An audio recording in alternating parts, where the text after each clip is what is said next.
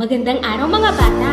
Ako si Teacher Alice, ang pretty teacher ng Math 3. Excited na ba kayo sa ating pag-aaralan ngayon?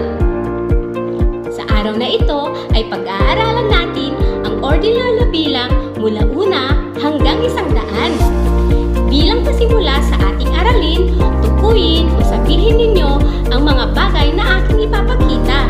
Ready na ba kayo? Ano ito? Tama! Gunting! Eto naman, lapis! Magaling! Eto kaya, alam niyo ba kung ano to? Tama! Pambura! Eto naman, alam niyo ba kung ano ito? Tama! Ito ay glue! Eto, alam niyo ba kung ano ito? Stapler, mahusay. Eto naman, alam niyo ba kung ano ito? Magaling! Ito ay bag. Eto kaya, alam niyo ba kung ano ito? Pantasa. Magaling mga bata. Eto naman, alam niyo ba kung ano ito? Magaling!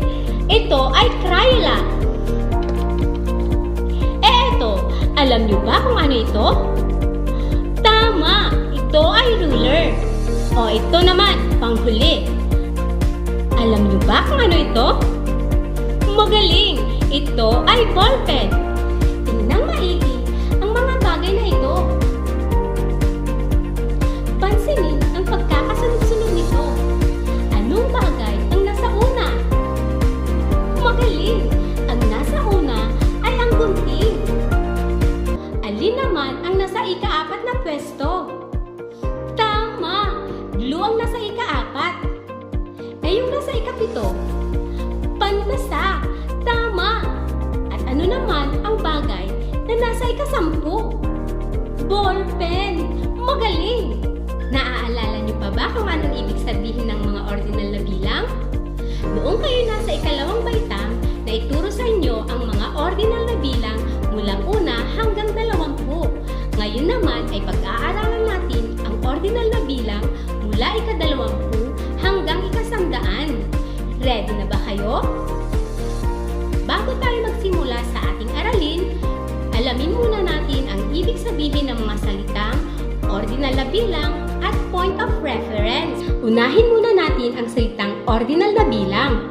Ang ordinal na bilang ay tumutukoy sa pagkakasunod-sunod ng mga bilang kung saang posisyon nakalagay o nakapwesto ang isang bagay o bilang mula sa point of reference. At ano naman ang ibig sabihin ng point of reference? Ang point of reference ay tumutukoy sa isang bagay o bilang kung saan nagsisimula ang pagbibilang. O ayan, para lubos nating maunawaan ang mga ito, ay may ipapakita ko sa inyo. Makikita sa kaliwang hanay ang mga simbolo ng bilang at sa kanang hanay naman ang mga salitang bilang. Narito ang iba pang simbolo ng mga ordinal na bilang at ang katumbas nitong salita mula 10 hanggang 100. Narito ang grupo ni una, ang grupo ni 2, at ang grupo ni 3. Ito naman ang grupo ni 4, ang grupo ni 5, at ang grupo ni 6, grupo ni 7, grupo ni 8, grupo ni 9, at grupo ni 10. Hayan mga bata, ngayon alam na natin ang ordinal numbers. Ang ordinal na bilang ay maaaring ipakita o basahin sa dalawang paraan. Ito ay ang simbolo at ang kanyang pangalan. Ito ang gawain sa pagkatuto bilang isa. Isulat sa inyong sagutang papel ang pangalan ng prutas na tinutukoy ng ordinal na number sa bawat bilang. Narito ang mga hanay ng prutas. Ito ang kanilang reference point, ang saging. Ngayon, sa unang bilang, ikalawang bilang, ikatlo, ika-4, at ika-5. Ano-ano kaya ang mga prutas na nasa ordinal na bilang? Sagutan nga natin para sa unang bilang, saging. Ikalawang bilang, mangga. At sa ikatlong bilang, strawberry. Ikaapat na bilang, pinya. At sa ikalima, papaya. Nakuha niyo ba yon mga bata? Magaling! Kung ganon, pumunta na tayo sa gawain sa pagkatuto bilang 2. Piliin ang gustong bilang sapat lang ayon sa pagkasunod-sunod. Isulat ang letra ng sagot sa inyong sagutang papel. Unang bilang. Piliin ang letra ng tamang sagot. Letrang A, letrang B, letrang C, o letrang D. Ang tamang sagot, letrang A. Ikalawang bilang, letrang A, letrang B, letrang C, o letrang D. Ang tamang sagot, letrang C. Ikatlong bilang, letrang A, letrang B, letrang C, o letrang D. Ang tamang sagot, letrang D. Ikaapat na bilang, letrang A, letrang B, letrang C, o letrang D. Ang tamang sagot, letrang A. Huling bilang, letrang A, letrang B, letrang C, o letrang D. Ang tamang sagot, letrang A. Magaling!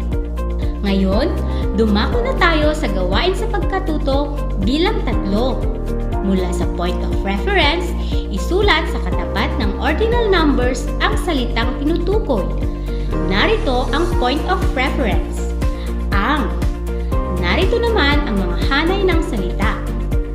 Ang aking kapatid ay kumakain ng mga prutas at gulay. Nasaan kaya dito ang nasa ika-41, ika-42, ika-43, ika-44, ika-45, at ika-46, ika-47, ika-48, ika-49, at ang ika-50. Sige na, tingnan natin kung tama ang inyong sagot. Para sa unang bilang, ang. Ikalawang bilang, aking. Ikatlong bilang, kapatid. Ika-4 na bilang, ay. Ika-5 bilang, kumakain. Ika-6 na bilang, nang. Ika-7 bilang, mga. Ika-8 bilang, prutas. Ika-9 na bilang, at ang panghuli, gulay. Magaling mga bata! Para sa ating gawain sa pagkatuto bilang 4, basahin ang mga sitwasyon sa ibaba. Isulat sa inyong sagutang papel ang tamang sagot. Masdang mabuti ang mga bagay na ito. Mula sa kaliwa, narito ang mga bagay. Una, ruler, bag, glue, gunting, at lapis. Ngayon, subukin natin sagutin ang mga tanong. Unang bilang, mula sa kaliwa, anong larawan ang nasa ikalawa? Tama! Bag! Ikalawang bilang, mula sa kaliwa, anong larawan ang nasa ika-4? Gunting! Magaling! Ikatlong bilang, mula sa kaliwa, anong larawan ang nasa ika-5? Tingnan nga natin mga bata. Tama! Lapis! Ika-4 na bilang, anong larawan ang makikita sa ika-3 mula sa kaliwa? Tama! Ito ay glue.